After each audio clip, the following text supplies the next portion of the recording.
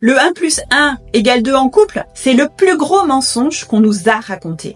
Une idée du couple parfait qui n'est en fait qu'un mythe. Et je vais même aller plus loin, ce mythe du couple parfait n'est en fait pas vraiment un couple.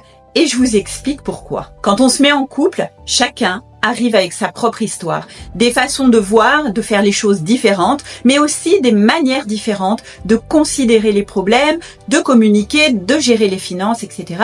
Et quand on se met en couple, il faut apprendre à faire cohabiter ces deux mondes.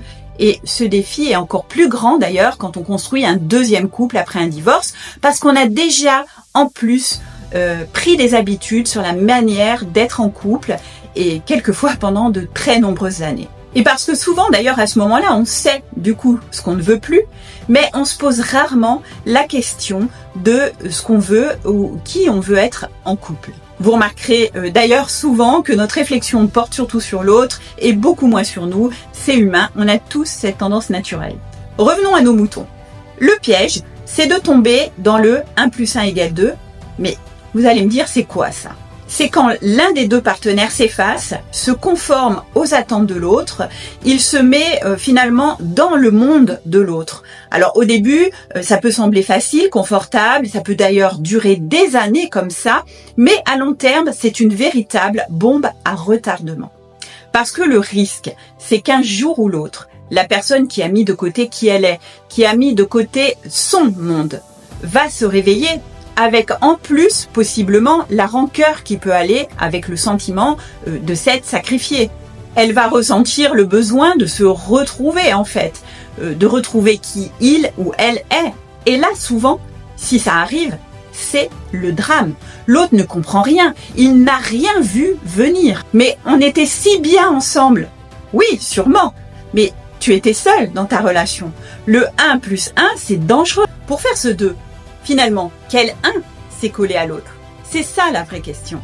Et la deuxième question, c'est est-ce que c'est vraiment ça, être un couple?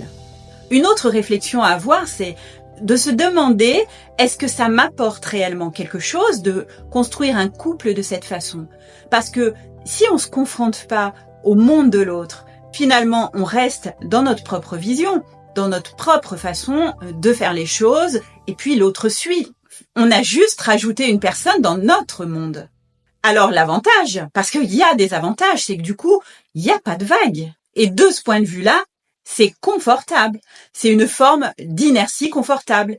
Mais est-ce que ça m'aide à grandir, à m'améliorer, à m'enrichir, à remettre en cause mes schémas, qui peuvent d'ailleurs souvent être ceux que l'on reprend de nos parents, parce que c'est ce qu'on a connu et que notre façon de faire couple ne nous a pas permis de les questionner et d'en créer de nouveaux, d'ouvrir de nouveaux horizons ou d'autres possibilités. Le confort, c'est un choix, mais finalement, est-ce que c'est pas en sortant de sa zone de confort qu'on devient vraiment libre?